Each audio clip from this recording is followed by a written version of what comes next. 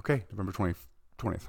Um, November 20th, 1975, Ronald Reagan, the governor of California, announced that he was running against the sitting president, Gerald Ford, for the Republican nomination. So it wasn't unprecedented for some with an inter-party fight over a sitting president. Ford was his popularity rating was okay. He was in the low 50s. Um, but he was carrying a lot of baggage. Okay, number one, he became president when Richard Nixon resigned. And if you remember or don't remember, he became vice president when Spiro Agnew resigned. So Gerald Ford had never run a national campaign. He had never been on a national ticket.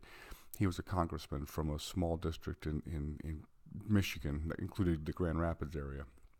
So he had never run a major campaign, um, as opposed to neither did Ronald Reagan. So Reagan felt like Ford's policies weren't conservative enough. Um, Reagan got some grief from the general public, not from within the Republicans, but from the general public for pardoning Richard Nixon and kind of shutting down the whole Watergate thing. Many people thought that it should continue, and if Nixon ended up being tried in the courts and found guilty and put in jail, so be it. I mean, if he was guilty. But anyway, so Ford pardoned him. Reagan entered the race, gave him a very tough race. So it was a really tough competitive primary all the way to the end, with Gerald Ford pulling it out. And then Gerald Ford ultimately lost the election in '76 to Jimmy Carter.